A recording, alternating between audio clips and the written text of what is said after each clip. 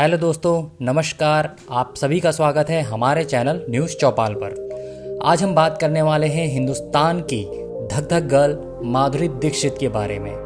Hindi cinema में एक अलग पहचान रखने वाली अभिनेत्री माधुरी दीक्षित को आज हम सभी प्यार करते हैं और इन्हें आज भी दर्शक बड़े पर्दे पर देखने के लिए बेताब रहते हैं। माधुरी दीक्षित सिर्फ एक अदाकारा ही नहीं बल्कि हिंदी सिनेमा के डांसिंग क्वीन के रूप में भी जानी जाती हैं। आज तो वैसे आप सभी इन्हें अच्छे से जानते हैं, लेकिन अपने जीवन की शुरुआत में इन्होंने भी काफ़ी कठिनाइयों का सामना किया है। आज हम आपको इनके जीवन से जुड़ी कुछ ऐसी ही सच्चाइयों के बारे में बताने वाले हैं जिसे सुनकर आप भी हैरान रह जाएंगे। यदि आप भी इनके जीवन की सच्चाई को जानना चाहते हैं तो आज ही हमारे इस वीडियो के साथ अंत तक ज़रूर बने रहें। दोस्तों, माधुरी दीक्षित ने अब तक 70 से अधिक फिल्म में काफ़ी बेहतरीन काम किया है और उनके फिल्मी करियर की शुरुआत फिल्म अबोध से हुई थी।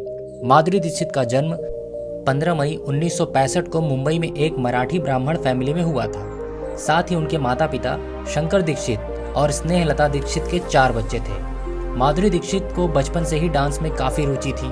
इसको देखकर उनके पिता ने उन्हें 3 साल की होने पर ही उन्हें डांस क्लास में भेजना शुरू कर दिया था।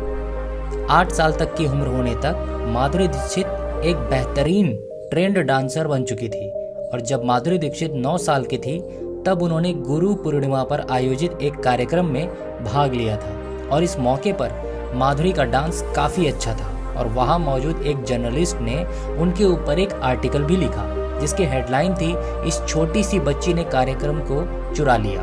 उसके कुछ समय बाद माधुरी दीक्षित को कथक के लिए स्कॉलरशिप भी दी गई। माधुरी दीक्षित इस स्कूलिंग के दौरान भी एक्टिंग में काफ़ी एक्टिव रहती थी और स्कूल में होने वाले हर एक प्रोग्राम्स और ड्रामा में वह पार्टिसिपेट भी किया करती थी। इसके बाद उन्होंने कॉलेज पहुंचकर बीएससी की पढ़ाई शुरू की, लेकिन उनका मन पढ़ाई में कम और एक्टिंग में ज़्यादा लगता था।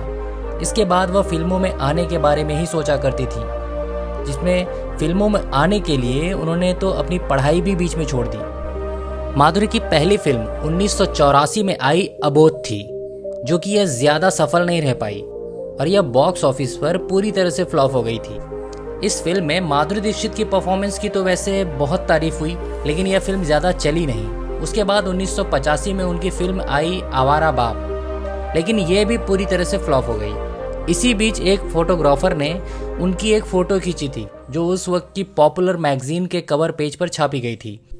यह फ़ोटो इतनी अच्छी थी कि 1986 में माधुरी दीक्षित को कवर गर्ल के फिल्म फेयर पुरस्कार से नवाजा गया, लेकिन अब तक फिल्मों में माधुरी दीक्षित को वह पहचान नहीं मिली थी जिसे वह पाना चाहती थी, क्योंकि अब तक माधुरी दीक्षित की हर फिल्में फ्लॉप हो रही थी, लेकिन उनकी हर फिल्म में एक्टिंग और मेहनत को काफ़ी सराहा गया।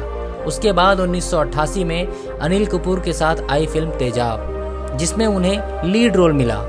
अनिल कपूर के साथ माधुरी दीक्षित की जोड़ी इस फिल्म में काफ़ी पसंद किया गया और इस फिल्म में माधुरी दीक्षित को रातों रात ही पॉपुलर कर दिया। यह फिल्म उस समय की सबसे ज़्यादा कमाई करने वाली फिल्म रही थी। इस फिल्म की एक्टिंग और इस गानों को भी लोगों ने काफ़ी पसंद किया।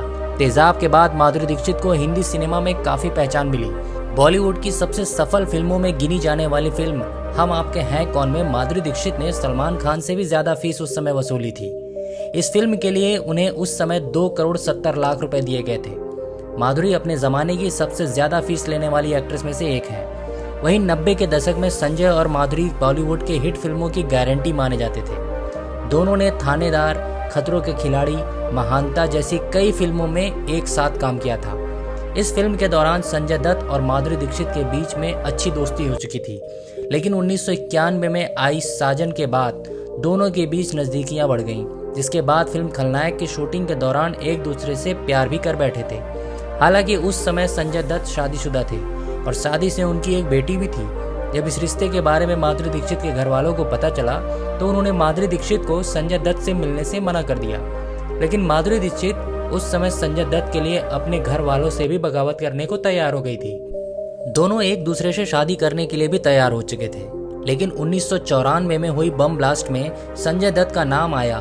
तब उस समय माधुरी दीक्षित ने संजय दत्त से अपना रिश्ता तोड़ दिया और इसके बाद संजय दत्त को पुलिस ने भी गिरफ्तार कर लिया था। इस ब्लास्ट में कई लोगों की जान चली गई थी। इसके बाद माधुरी दीक्षित ने संजय दत्त की तरफ कभी मुड़कर नहीं देखा और इस तरह उन्होंने अपने सारे रिश्ते भी खत्म कर लिए। संजय दत्त ने माधुरी दीक्षित से कई बार कांटेक्ट करने की कोशिश की, लेकिन कभी उनसे बात नहीं की। हालांकि दोनों की जोड़ी एक बार फिर 26 साल बाद 2019 में आई कलंक में एक साथ नजर आई, लेकिन यह फिल्म फ्लॉप रही। लेकिन दोनों की जोड़ी को फैंस के लिए एक साथ देखना काफी अच्छा रहा था। जब वह संजय दत्त से दूरी हो चुकी थी तब पूरी तरह से टूट चुकी थी और वह किसी भी तरह से अपने करियर में आगे बढ़ना चाहती थी। इसीलिए उन्होंने अपने परिवार की पसंद से अमेरिका में रह रहे सर्जन डॉक्टर श्रीराम नेने से 1999 में शादी कर ली थी और शादी के बाद वह अमेरिका जाकर रहने लगी थी। श्रीराम नेने से माधुरी के 2 बच्चे हैं। माधुरी दीक्षित ने अपने करियर में कई हिंदी फिल्में की जिन्हें दर्शक आज भी बड़े चाव से देखते हैं। माधुरी को हिंदी फिल्म में उनके बेहतरीन अदाकारी के लिए 4 बार फिल्म फेयर सर्वश्रेष्ठ अभिनेत्री, 1 बार फिल्म फेयर सर्वश्रेष्ठ सहायक अभिनेत्री और 1 स्पेशल अवार्ड से नवाजा जा चुका है।